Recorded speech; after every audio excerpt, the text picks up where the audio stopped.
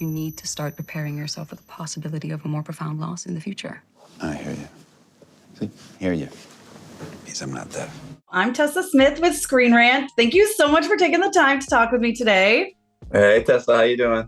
Good. How are you? Good. I'm back home in Sweden, so if I'm on a different time zone here. So if I nod off, just like scream really loudly with a high voice. Perfect. I will do. Perfect. Okay, good.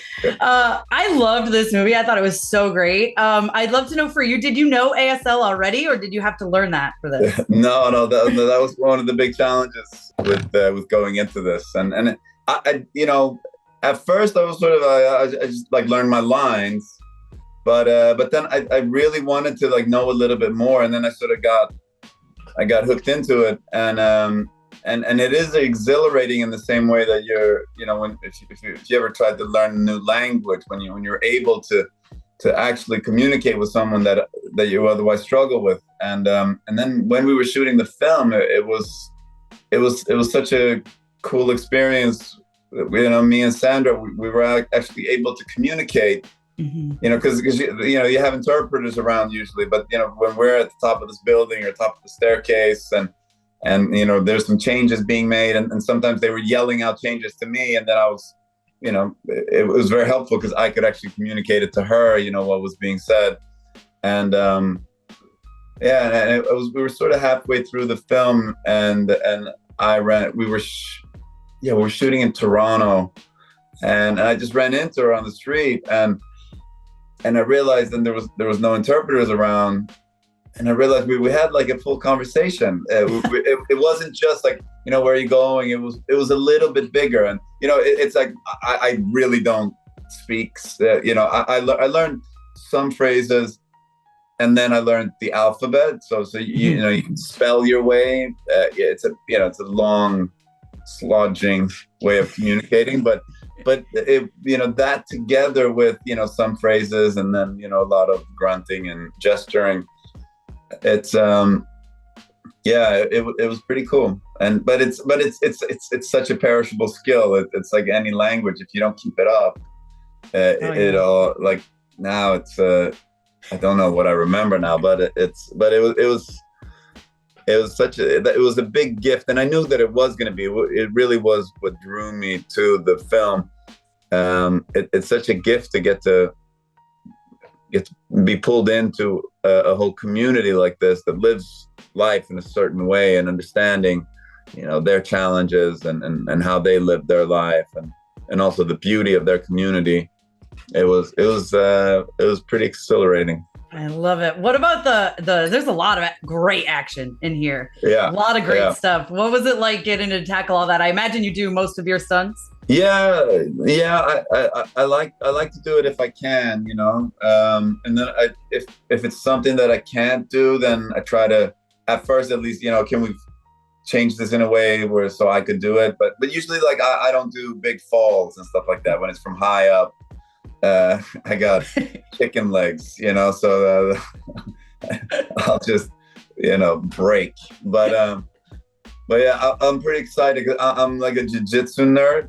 I'm obsessed with this martial art called Brazilian Jiu-Jitsu, and I have the first buggy choke on film in this film. It's this. I don't know if you remember the scene in the elevator. I don't know if I can show you. It's like you have the guy's arm and neck through here, and then you actually squeeze them like this, and then they go night.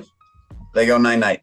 It's impressive. It's fun. It's so fun to watch you too in this kind of thing. I love it because I'm such a big fan of your work as a whole. Like, For All Mankind is one of my absolute favorites. Oh, thank you.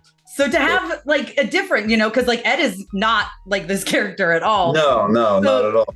Can you talk about how fun it is to play different types of characters?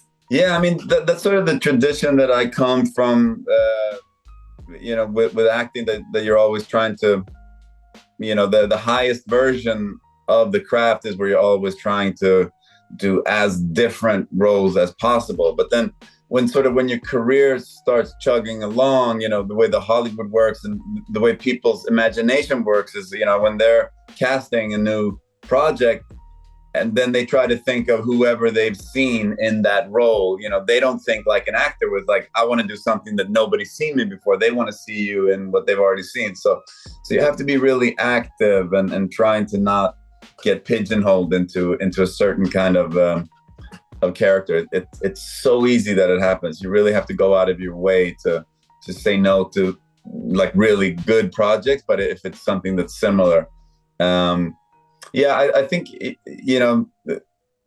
playing Ed, has been exceptionally challenging because, the fifth season that I've been shooting, he's 82. So it's a big difference of going to somebody very, physically able to someone that is, having a lot of issues with their body. Yeah. Well, it's kind of fun that you've gotten to play Ed through his whole life, essentially, right? Yeah. It's kind of cool. Yeah, it's that's been such a exceptional experience, and it's really difficult to play aging, especially when you're doing it for, when you're the lead of a show. It's not, you're not just doing like an epilogue scene in the end of a film, but you're actually you're driving scenes, and yes, I actually found these like in between ages, like 60 was more difficult than 80. Really? Yeah, because 80 is like, you can really like lean into the aging. Where 60, there's some people that, I see a lot of, fit men in their 60s that you can't really tell if they're 35 or 60, when people, when they stay good. So it was much trickier doing that. Absolutely. I got to ask you, Peacemaker season 2, they said you're in it. It was said. I feel like it was put on Instagram. I mean, I don't know what to say. But I'm hoping to see you come back in any way that you can for that. That's ridiculous. I would never be on a show like that. Never. No, of course not. No. No. And then final question. It's not what I do. It's right. not what I do. No. And then final question. I want to ask you about the end of this movie, The Silent Hour, because I teared up. I loved the ending. So without giving anything away, how did you feel when you read that in the script, that's how it was going to culminate at the end? Yeah, like in the moment while we were shooting the ending, I understood what the movie was about. Mm-hmm. And I realized that, like, oh, this is, and I was very happy. We shot it pretty early, actually, to me, the movie is about acceptance, mm-hmm. and it's about accepting who you are, and if you do, and if you're able to focus on what you actually have, then you're going to be able to live a full life, no matter what you've lost. So yeah, it was one of those moments where I got really, I didn't expect to like have a big emotional moment in the film, and then it just kind of came over me. So it's beautiful when that happens. It's pretty rare. Mm-hmm. I love it. Well, so you haven't sort of planned out, and here it just like kind of came to me, and then. Yeah, we have such an incredible DP on this film, and he was also operating a lot, and he did such a great job of capturing the moment.